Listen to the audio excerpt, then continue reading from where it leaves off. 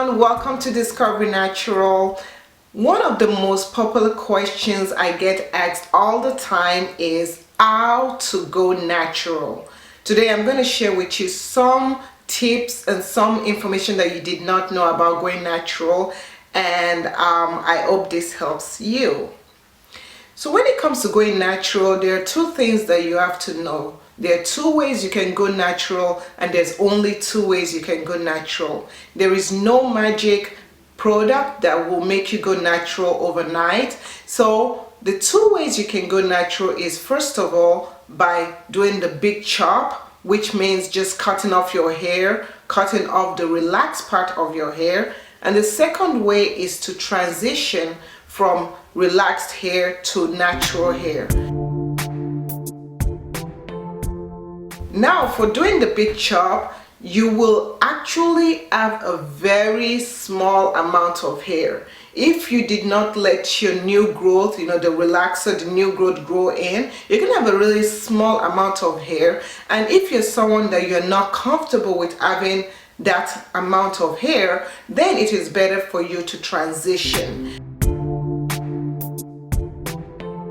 Now, with transitioning, what you're doing is you're not relaxing, retouching your hair again. You're letting your new growth actually grow alongside with your relaxed hair.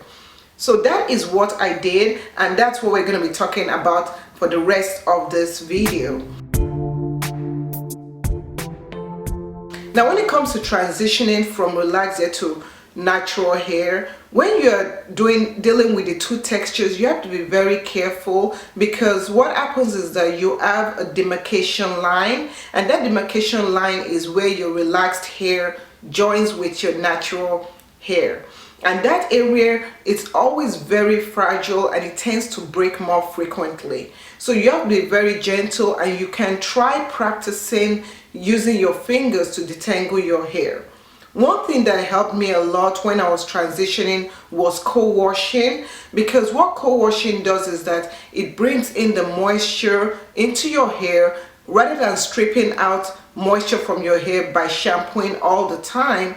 Co-washing, conditional washing, actually brings in moisture more into your hair. When you're dealing with those two textures of hair, you also have to make sure that you are not constantly combing your hair, and that's why I said earlier on that you're supposed to do finger detangling. If you can try practicing that, that will help you retain more of your hair and help you transition longer.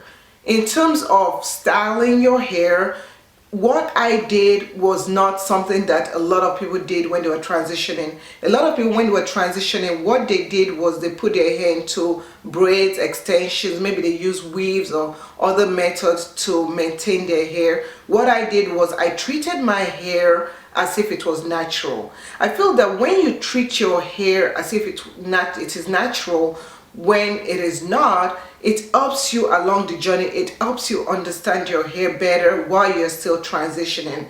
So what styles did I do? I did bantu knots, I did twist outs. I did a lot of styles that will actually camouflage the relaxed hair with the natural hair. So bantu knots are really good because it gives you that curly kind of look. Twist outs were a little bit tricky because it did show the relaxed hair, and the relaxed hair was very stringy, so that was very tricky. But what I did was I took perm rods and I used perm rods to make the relaxed part of it more curly. So that's what you can do. You can also do other styles. You can cornrow your own hair. You can add extensions if you do want to. Do not forget to moisturize your hair, and don't be afraid if you see any breakage, because your relaxed hair is getting weaker and weaker. So don't be afraid. I feel that I go more towards what works for the natural hair rather than what works for your relaxed hair.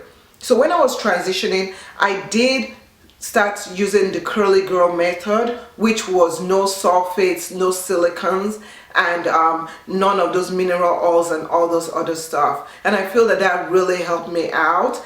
You can try using products that bring in more moisture to your hair rather than products that strip out moisture from your hair. I have a transitioning regimen on my blog discoverynatural.com, and I'm going to post a link down in the description area for you to see. So you can go there, you can see all the products I use and even see styles that I did while I was transitioning. Nobody can tell you when it's time for you to do the picture, because it has to be a time when it's comfortable for you to embrace your natural hair. It has to be a time for you that is comfortable for you to embrace a shorter hair. Because let me tell you, when you're relaxed and natural and when you're transitioning during that process, your hair is longer. Even when you're transitioning, your hair does appear longer, your natural hair does appear longer because of the weight of the relaxed hair on the end.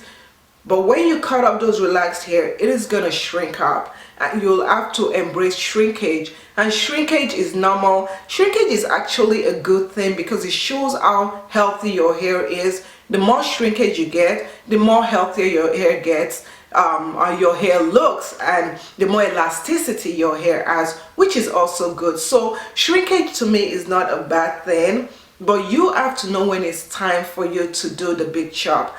I did the big chop about 1 year after I started transitioning because I was ready. I was kind of tired of dealing with the two textures. It wasn't difficult for me to deal with the two textures, but I was kind of ready, and you have to know when you're ready. If you have any questions about transitioning, if you have any questions about going natural, I love answering questions. Post your questions below, or you can go to Discovery Natural on Facebook to post a private message for me if you want to stay anonymous. So thank you so much for watching, and we'll see you in the next video. Thanks for watching. Bye. It's too poofy. In natural hair, there's nothing called too poofy. Isn't that right? Isn't that right?